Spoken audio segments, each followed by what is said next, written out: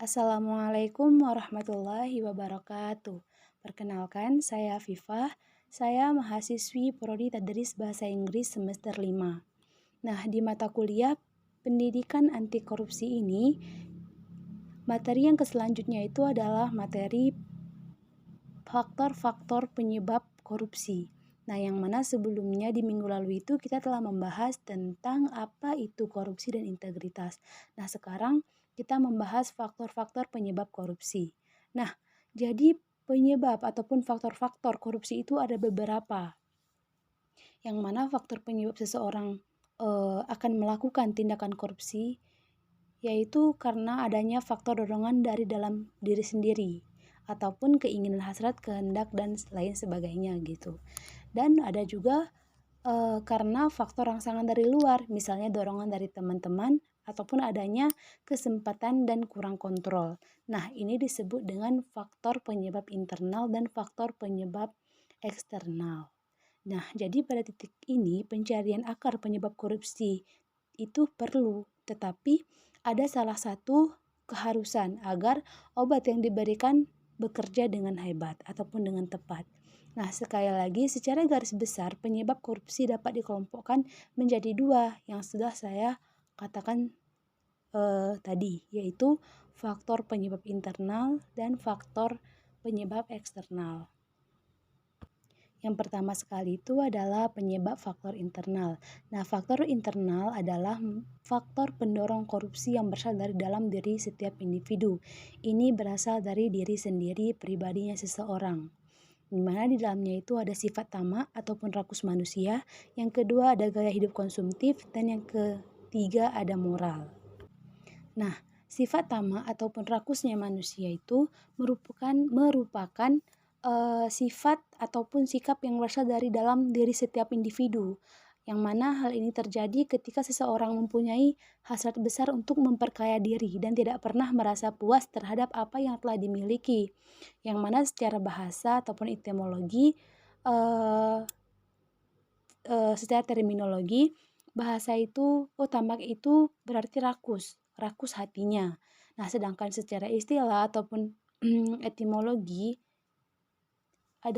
tamak itu adalah cinta kepada dunia ataupun kepada harta, terlalu berlebihan tanpa memperhatikan hukum. Nah, jadi dari makna yang bisa kita pahami tadi, bahwa tamak adalah sikap rakus terhadap hal-hal yang bersifat kebendaan tanpa memperhitungkan mana yang halal dan mana yang haram, mana yang baik, mana yang buruk, seperti itu. Nah, yang kedua tadi gaya hidup konsumtif. Nah, gaya hidup konsumtif ini adalah perilaku yang tidak diimbangi dengan pendapatan yang memadai. Maka hal ini akan membuka peluang seseorang untuk melakukan berbagai tindakan demi memenuhi hajatnya. Salah satunya mungkin tindakan yang seperti korupsi tadi gitu. Dia nggak pernah cukup, dia tidak pernah merasa cukup gitu. Inilah yang disebut dengan gaya hidup konsumtif. Sedangkan yang terakhir ataupun yang ketiga yaitu moral. Moral ini adalah godaan. Godaan itu berasal dari atasan, dari teman kita, dari bawahan ataupun pihak lain yang memberi kesempatan untuk melakukan korupsi. Yang mana seseorang yang mempunyai moral ini cenderung mudah tergoda untuk melakukan tindakan korupsi. Yang tadi godaannya itu baik itu dari atasan, dari kawan kita, dari bawahan gitu. Nah, sehingga dapat dikatakan bahwa dari aspek moral, misalnya lemahnya keimanan, kejujuran, rasa malu, aspek sikap, ataupun perilakunya. Misalnya pola hidup konsumtif tadi, masih merasa tidak mencukupi gitu, masih tidak memadai. Dan aspek sosial seperti keluarga yang dapat mendorong seseorang untuk berperilaku korup. Nah, yang selanjutnya itu adalah faktor penyebab eksternal. Nah, ini berarti kebalikan dari faktor penyebab internal. Ini adalah kalau internal dari dalam atau dari diri sendiri, kalau eksternal ini dari luar gitu. Nah, ada beberapa juga faktor penyebab eksternal ini. Yang pertama adalah aspek sosial. Nah, aspek sosial ini ada beberapa lagi pembagiannya. Yang pertama itu nilai-nilai dan budaya masyarakat yang mendukung untuk terjadinya korupsi. Nah, yang mana hmm, misalnya itu masyarakat menghargai seseorang karena kekayaan yang dimilikinya gitu, karena eee, sudah bertindak dalam korupsi.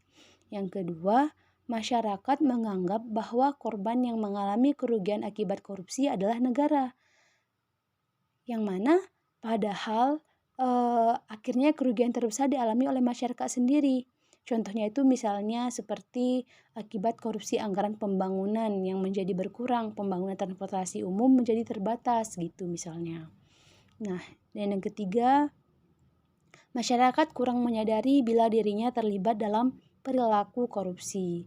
Nah, jadi kan di setiap tindakan korupsi pasti melibatkan masyarakat. Namun masyarakat justru terbiasa terlibat dalam korupsi sehari-hari dengan cara terbuka namun tidak disadari. Dan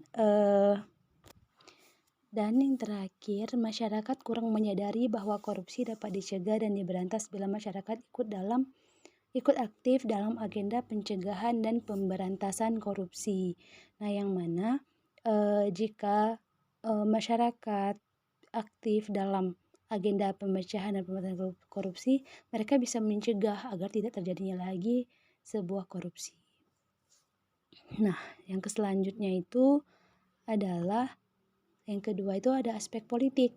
Dari sisi moral politik, kontrol sosial terhadap pejabat publik bukanlah persoalan boleh atau tidak boleh, tetapi suatu keharusan. Asumsi dasarnya adalah bahwa sebuah negara demokrasi harus menjunjung tinggi moralitas politik. Pemerintah merupakan pelaksana kehendak rakyat. Nah, jadi dalam segi ini ataupun dalam sisi ini eh, hal yang sangat wajar kalau rakyat meminta penjelasan dan pertanggungjawaban seorang pejabat publik, apalagi menyangkut penyalahgunaan kekuasaan. Ini sangat wajar terhadap masyarakat ataupun rakyat gitu. Yang ketiga itu adalah aspek hukum. Nah, dalam konteks penegakan hukum, Sukanto di tahun 1986 banding 8 menyebutkan ada 5 unsur yang mempengaruhi proses penegakan hukum, yakni pertama adalah faktor hukum itu sendiri, yang kedua faktor aparat penegak hukum, yang ketiga faktor sarana atau fasilitas yang mendukung penegakan hukum tersebut, yang keempat faktor masyarakat, dan yang kelima adalah faktor budaya. Nah, dengan adanya faktor-faktor tersebut yang 5 yang tadi itu dalam aspek hukum itu menjadi sebuah sarana sebuah aturan-aturan yang adil, seperti itu yang bisa kita tunjukkan kepada orang-orang orang-orang yang ingin membuat sebuah korupsi ataupun melakukan korupsi gitu, karena aspek hukum ini bisa menjadi faktor terjadinya korupsi dilihat dari dua sisi juga, yang mana dari sisi aspek perundang-undangan dan dari sisi lain dari lemahnya penegak hukum. Nah, jadi dengan adanya yang 5 tadi, adanya penegak hukum tadi, ini bisa menjadi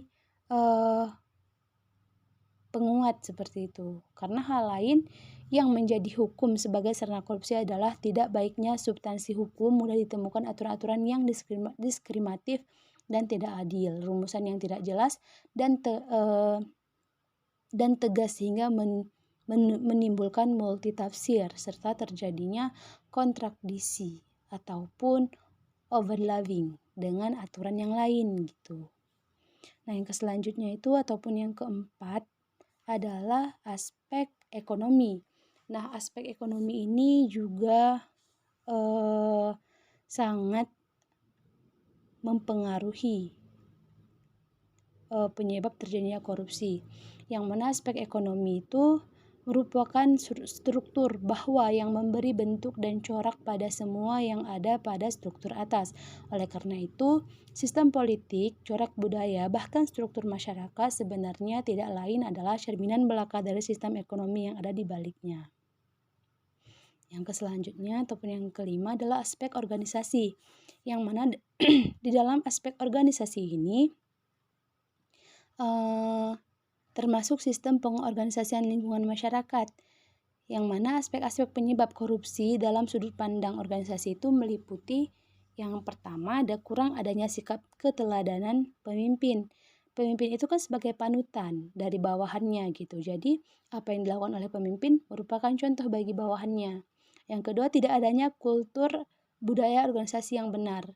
Nah jadi organisasi itu harus memiliki tujuan organisasi yang fokus dan jelas. Seperti itu. Dan yang selanjutnya adalah kurang memadainya sistem akuntabilitas, yang mana dalam sebuah organisasi perlu ditetapkan visi dan misi yang diembannya, yang dijabarkan dalam rencana kerja dan target pencapaiannya. Sangat perlu sistem akuntabilitas ini.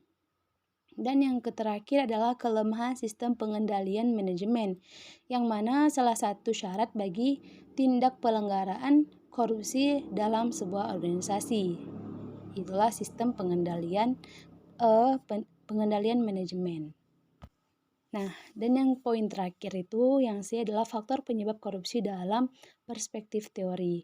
Nah, jadi kan tadi kita sudah membahas faktor internal dan faktor eksternal, yang mana faktor internal dan faktor eksternal penyebab korupsi apabila dielaborasi dalam konsep atau teori dikenal dengan teori GONE, G-O-N-E, yang dihadirkan oleh Jack Balance pada tahun 2006, yaitu greedy yaitu keserakahan, opportunity yaitu kesempatan, needs kebutuhan, dan exposure pengungkapan. Nah, yang mana ini di faktor penyebab korupsi dalam perspektif teori. Nah, jadi keserakahan ataupun greedy dan need kebutuhan itu merupakan faktor internal dengan kesempatan dan pengungkapan merupakan faktor eksternal. Nah, jadi dalam banyak hal koruptor adalah orang yang tidak puas akan keadaan dirinya, yang mana opportunity merupakan sistem yang memberi peluang untuk melakukan korupsi, sedangkan need kebutuhan yaitu sikap mental yang tidak pernah merasa cukup. Sedangkan exposure merupakan hukuman yang dijatuhkan kepada para pelaku korupsi yang diharapkan memberi efek jera bagi pelaku maupun orang lain.